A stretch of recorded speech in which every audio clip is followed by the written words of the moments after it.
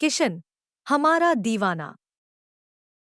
सोनापुर नामक एक शांत गांव, जो घने जंगलों और अनगिनत लोक कथाओं की फुसफुसाहटों से घिरा था, वहां एक किशन नाम का युवा रहता था। गांव के बाकी लोगों से अलग, किशन दुनिया को एक अनोखी दृष्टि से देखता था। बुजुर्गों के लिए वह पगला था, लेकिन बच्चों के लिए वह किसी जादूगर से कम नहीं। हर दिन किशन जंगलों में घूमता, पेड़ों से बातें करता और पक्षियों की उड़ानों के पैटर्न का पीछा करता।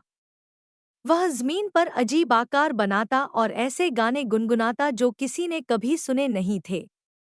वह दावा करता था कि चांद उसे राज बताता है और तारे उसकी किस्मत की कहानी लिखते हैं। गांव वाले अक्सर उसकी हरकतों को देखकर सिर हिला देते। वे उसे किशन सपना देखने वाला कहकर चिढ़ाते, लेकिन बच्चों के दिलों में उसकी बातों ने जिज्ञासा जगा दी थी। सोनापुर के बच्चे उसके पीछे पीछे चलते, उसकी राज की बातें जानने के लिए। एक दिन, जब आसमान नारंगी रंग से सजा हुआ था और बारिश हो रही थी, गांव में एक अजनबी आया। वह अजीब चिन्हों से सजी हुई एक चादर ओढ़े हुए था और उसने एक बड़े खतरे की खबर दी। उसने बताया कि जंगल में एक प्राचीन और खतरनाक साया जाग रहा है, जो पूरे इलाके को निगलने की ताक में है।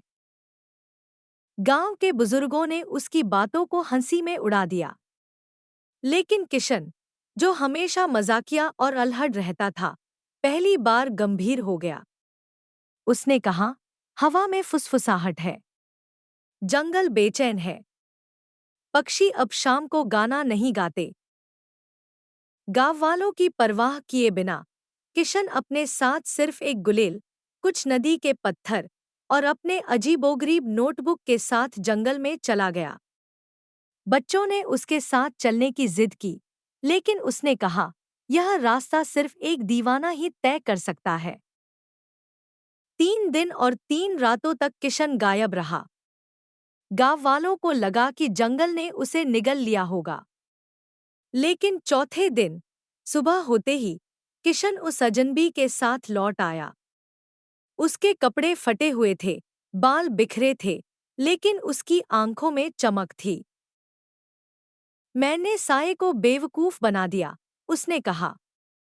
मैंने उसे अपने गीत पर नाचने पर मजबूर कर दिया और अब वह अपनी ही बनाई हुई घेरे में कैद है।